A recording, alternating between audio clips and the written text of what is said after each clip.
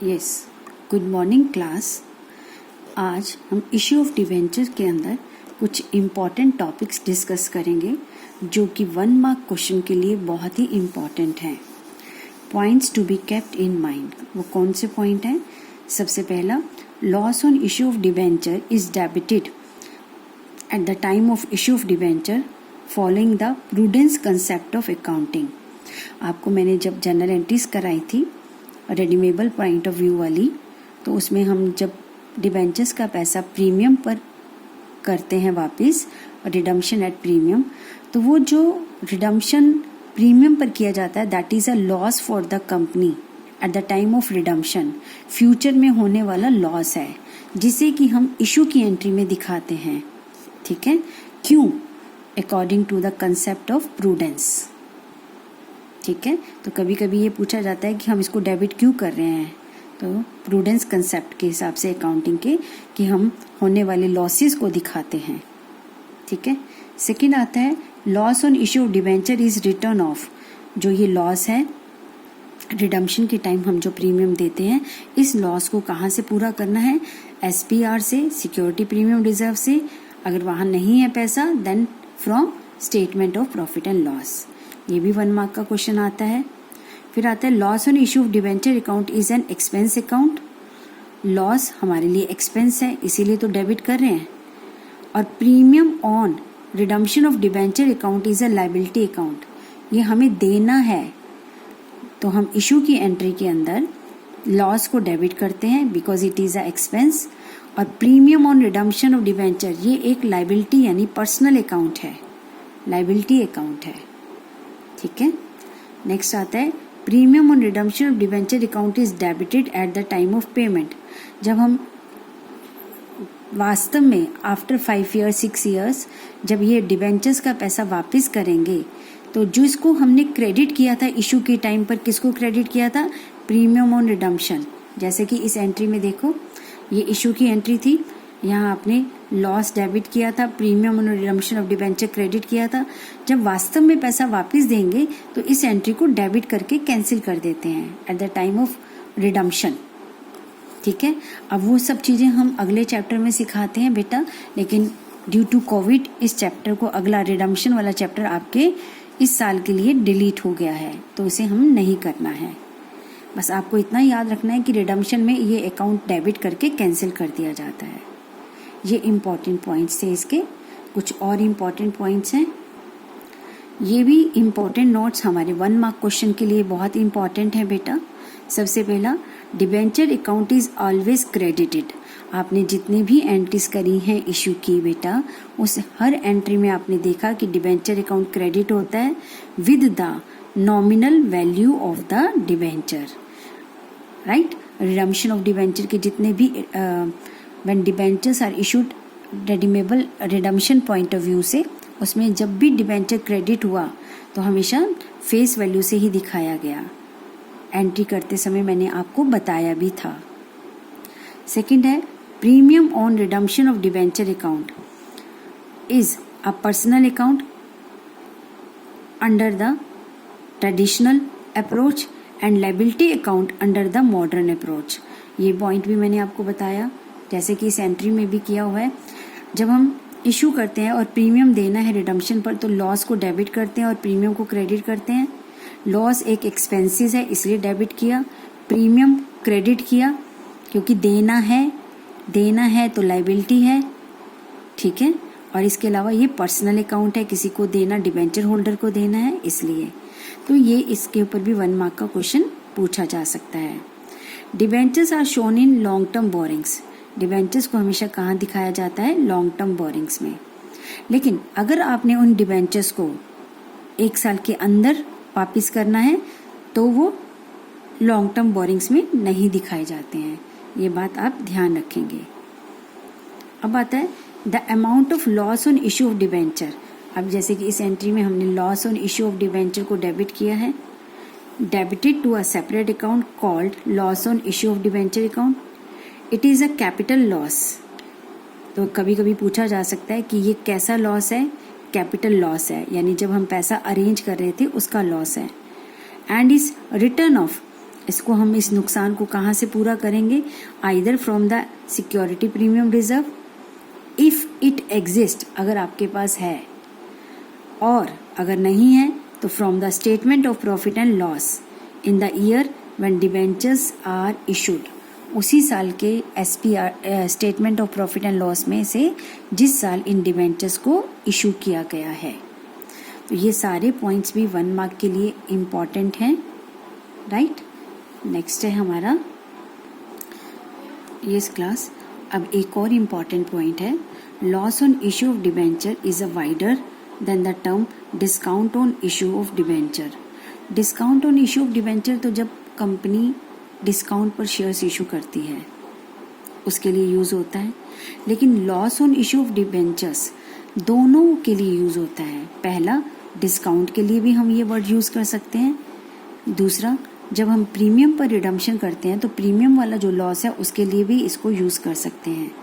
तो loss on issue of debenture एक wider term है as compare to discount on issue of debenture and includes both, क्योंकि loss में दोनों चीज़ें आती हैं, discount on issue of debenture and premium payable on redemption of debenture, दोनों को हम लॉस के अंदर रखते हैं, जैसा कि मैंने आपको जर्नल एंट्री में भी समझाया था। It is to be noted that accounting treatment of loss on issue of debenture is similar to the accounting treatment of discount on issue of debentures।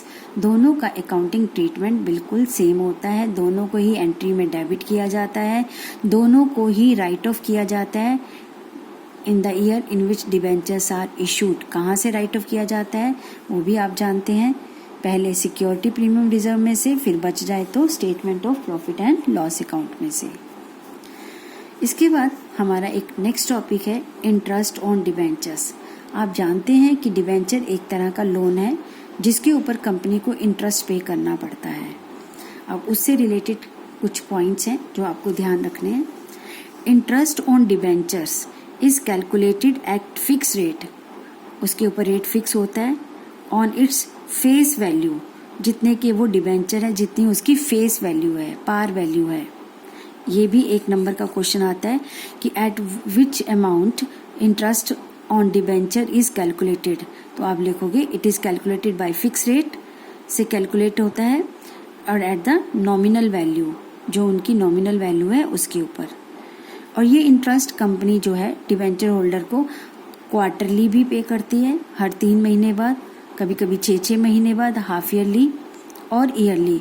कुछ कंपनीज ईयरली भी पे करती हैं as per the terms of issue, जैसा भी debenture issue करते समय शर्तें रखी जाती हैं उसी हिसाब से। Rate of interest is pre fixed, किसी डिबेंचर पर, डिबेंचर इज लाइक अ डेब्ट, उसके ऊपर कितना ब्याज कंपनी देगी डिबेंचर होल्डर को, प्री मतलब पहले से ही फिक्स्ड होता है टू द डिबेंचर्स, डिबेंचर्स के ऊपर,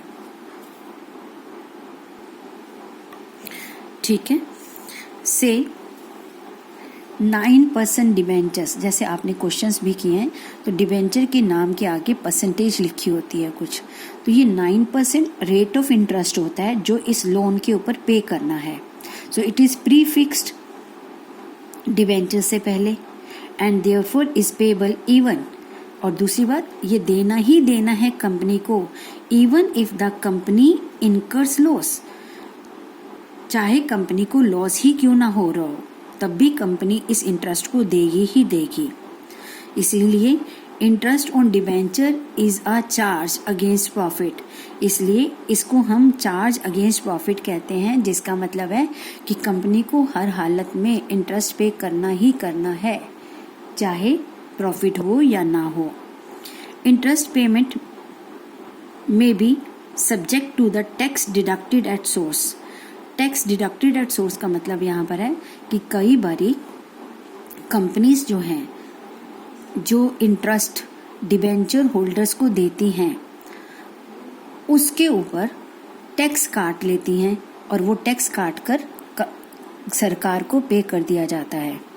ऐसा रूल बनाया गया इनकम टैक्स अथॉरिटी के अंदर कि वो डिबेंचर होल्डर के लिए तो इनकम है, कंपनी के लिए खर्चा है इंटरेस्ट, लेकिन डिबेंचर होल्डर के लिए इनकम है।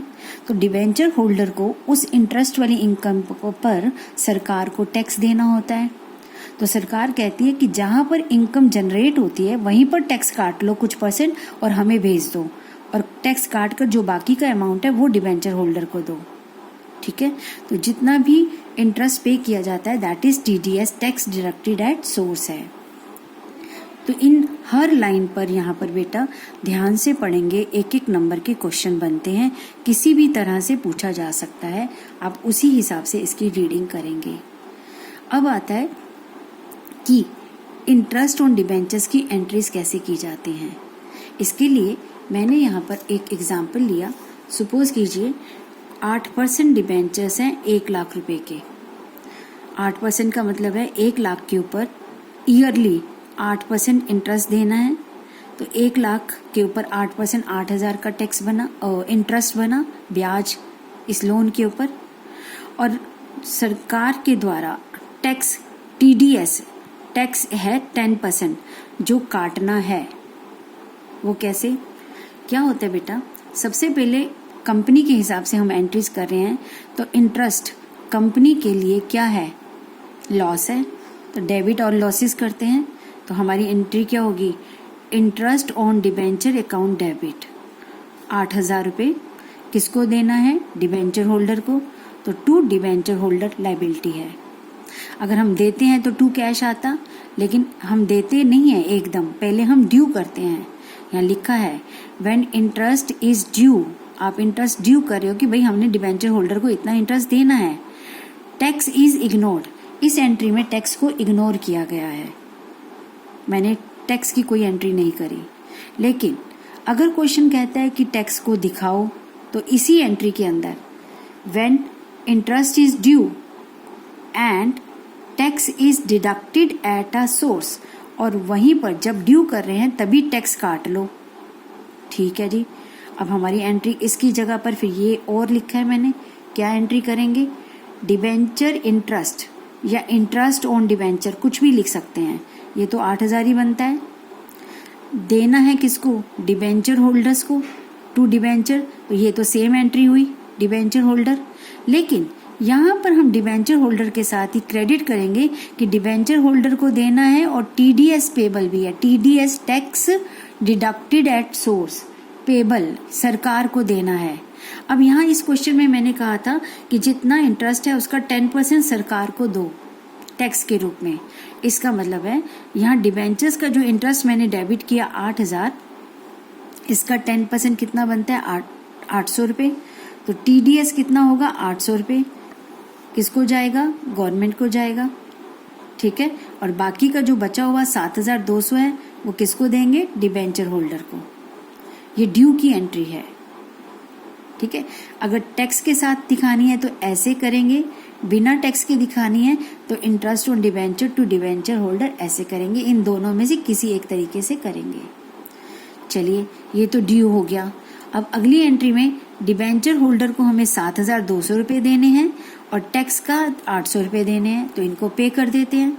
यहाँ डिबेंचर होल्डर क्रेडिट था, अगली एंट्री में debenture holder account debit 7,200 to bank, payment कर दी।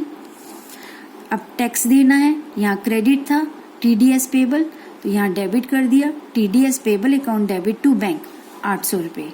यानी जो ये हमने ड्यू करा है इसको एक एक करके पे कर दिया। पहले डिबेंचर होल्डर्स को पे किया, फिर टैक्स को पे कर दिया।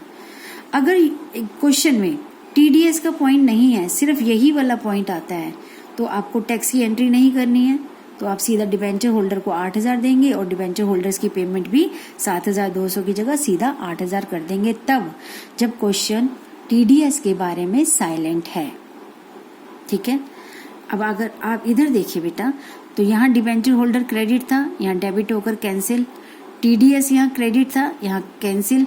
तो ये सारी एंट्रीज अपने आप कैंसिल होती जा रही हैं, खत्म होती जा रही हैं पे करने के बाद। लेकिन ये जो डिबेंचर इंटरेस्ट अकाउंट है जो कि लॉस है, जिसे हमने डेबिट किया है, इसे भी खत्म करना है। इसे खत्म कहाँ करेंगे, इंटरेस्ट एक खर्चा है, खर्चों को कहाँ डाला जाता है, प्रॉफिट एंड लॉस अकाउंट में। तो इस इंटरेस्ट से रिलेटेड हमारी अगली एंट्री क्या होगी, वहाँ डिबेंचर इंटरेस्ट डेबिट था, यहाँ क्रेडिट कर दिया। Statement of profit and loss account to debenture interest account. जो लोन के ऊपर इंटरेस्ट होता है, देना पड़ता है, उसे हम फिनेंस कॉस्ट भी बोलते हैं बेटा, जो कि 8,000 रुपये है। ठीक है, अब इसी से रिलेटेड अब हम कुछ इंपॉर्टेंट पॉइंट हैं जो 1 मार्क क्वेश्चन में पूछे जा सकते हैं। पहला, interest on debenture is a charge against profit. Yes, क्यों? क्योंकि कंपनी को प्रॉफिट हो या ना हो, कंपनी को ये इंटरेस्ट देना ही देना है डिबेंचर होल्डर को, यही बात आगे लिखी है। दूसरा point, interest on debenture is calculated, एक फिक्स रेट से निकाला जाता है। वो रेट कितना है उसके नाम के आगे लिखा होता है। दूसरा, ये नॉमिनल वैल्यू पर, ये जो डार्क लिखा हुआ है बेटा, इस फिल इन दी ब्लैंक्स में पूछा जाता है कि किस अमाउंट पर। सपोज आपने डिबेंचर्स इशू करे, पार वैल्यू है 100 पर, आपने इशू करे प्रीमियम पर, तो आपके पास आए 110 रुपये। तो इंटरेस्ट 110 पर नहीं लगेगा, इंटरेस्ट उसकी पार वैल्यू यानी 100 पर लगेगा, जिसे हम नॉमिनल वैल्यू भी कहते हैं। ठीक है, interest is not payable on debentures issued as collateral security. बहुत इंपॉर्टेंट पॉइंट है कि जब डिबेंचर्स कोलेटरल सिक्योरिटी के रूप में किसी बैंक को दिए जाएंगे तो उसके ऊपर इंटरेस्ट पे नहीं होता है, क्योंकि वो वास्तव में इशू ही नहीं किए गए डिबेंचर, वो तो गिरवी रखे गए हैं ना, इसलिए उसके ऊपर कोई इंटरेस्ट पे नहीं होता है। ये भी 1 मार्क का क्वेश्चन है। फिर 4th पॉइंट आता है, इंटरेस्ट किस रेट से दिया जाएगा? प्रीफिक्स्ड ऑन डिबेंचर, जो डिबेंचर के नाम के आगे पहले फिक्स होता है। आगे आप पूरा पढ़ लेंगे।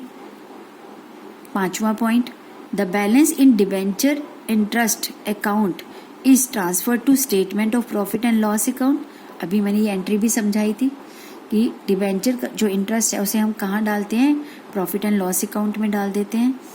इसको हम क्या कहते हैं? फिनेंस कॉस्ट के नाम से, finance cost at the end of the year. ठीक है, कई बार पूछा जाता है give 1 example of finance cost. Finance arrange किया जो आपने बिजनेस के लिए, उसकी कॉस्ट का एग्जाम्पल दो, तो आप एग्जाम्पल दे सकते हैं interest paid to debenture holders, example है इसका। 6 पॉइंट आता है, if the amount of interest accrued and due is not paid. जब आपने इंटरेस्ट ड्यू कर दिया लेकिन अभी पे नहीं किया है तो इसे कहाँ दिखाएं?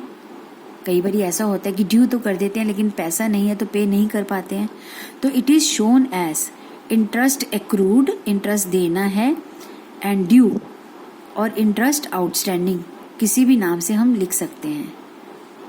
ठीक है, और इसको कहाँ दिखाया जाता है?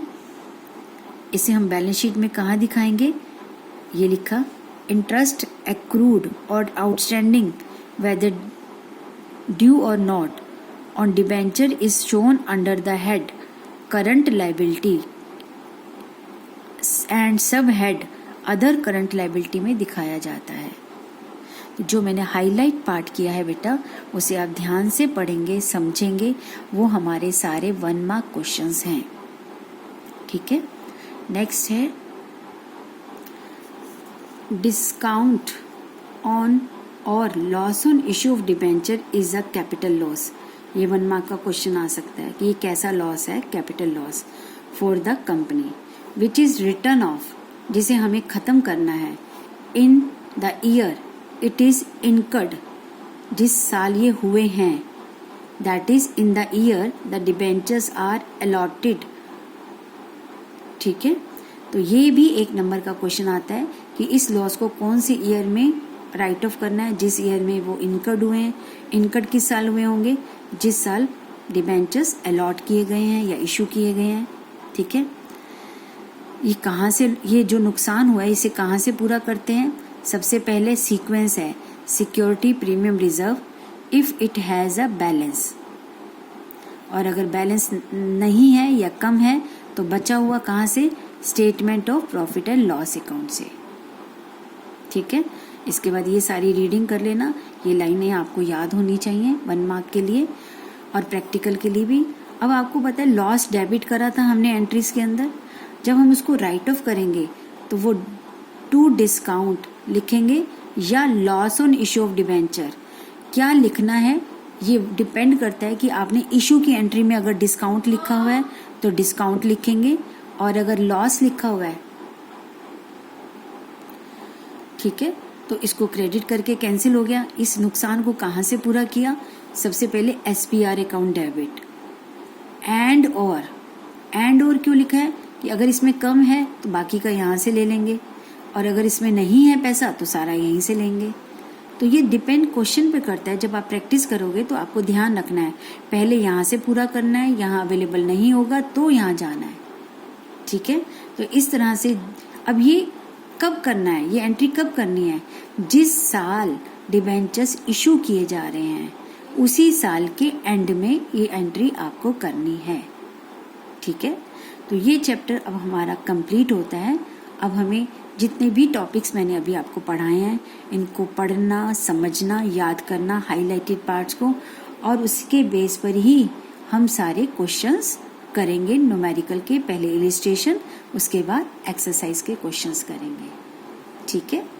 थैंक यू बेटा, और अब इसकी अच्छे से प्रैक्टिस करेंगे।